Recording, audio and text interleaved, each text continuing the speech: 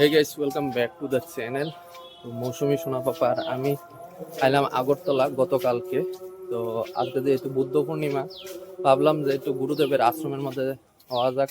তো আইলাম, এখন আমরা বাড়ির কাছে প্রতাপগড়, এই যে দেখতে পারতেছ রাম ঠাকুর আশ্রমের মধ্যে। চলো ভিতরে যাই। ওটা লাস্ট আয়া গেছিলাম হ্যাঁ বার্থডের ভিতরে, 2025 সনের 28 জুলাই না, সন্ধ্যার সময় কীর্তন হইব। পাপা রাম ঠাকুর আশ্রম আইছ?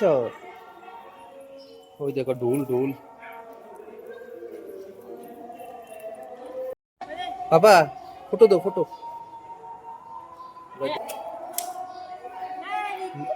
ওই ওই মোমবাতি যাও।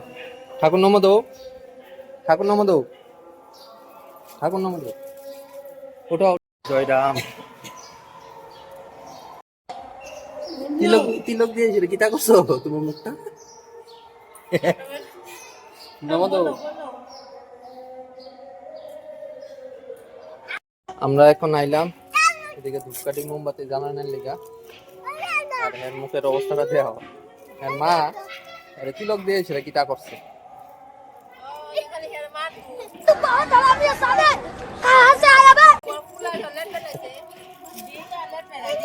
হ্যাঁ হ্যাঁ, এটা ডাস্টবিন ধরে না।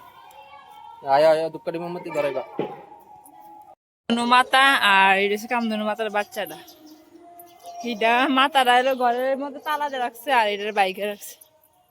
বনমালীপুর আশ্রমের মধ্যে নাই। নাই, হ্যাঁ আমরা এই ফতপুর রামঠোকার মধ্যে আছে। ভালো আছে নি?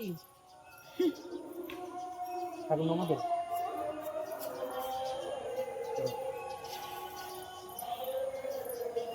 মন্দিরের মধ্যে দর্শন শেষ, এখন হেরো জুতা পরাই লিছি, যাইতাছি বাড়িতে। কিটা করতেছে এদিকে? হ্যাঁ মানি প্ল্যান্টের গাছ, এদিকে কোনো বৃষ্টি হয়েছে, এদিকে জমি আছে, দেখছি জমি আছে, আর গাছটি অনেকটি বড় হয়ে আছে।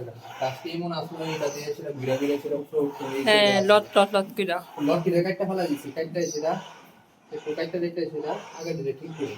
আর এই দিকে লাগানো উঠছে, তো এদিকে নতুন নতুন চারা উঠবো, এটা থেকে নতুন চারা উঠলে আবার এই দিকে সেটা ঘোরা হবে। এটা ঘুরতে ঘুরতে এই সবজি ঘুরতে ঘুরতে প্রায় 6 মাসের মতো সময় লাগবে। তো যেহেতু বৃষ্টির দিন, কাটটা দেবো ওইদিকে গের গেদা উঠে দেবো গা। এদিকে গাছটা সুন্দর আছে। এই মানুষটা ঠিক আছে, এই বেলকনি জায়গাটা সুন্দর করে গোছানো, নাহলে এই জায়গাটা ভিতরে বৃষ্টির দিনে জল জমে না, মাটি আটকে। চলো তুলে আর ছেলে কি দেওয়ারে ছেলে ওই গাড়ি ছাড়া কাম কি তো একমাত্র আগরতলা গাড়িটা চালাও। কারণ যত মেলা করলে খপত না, মেলা করে বাচ্চার সংখ্যা প্রচুর।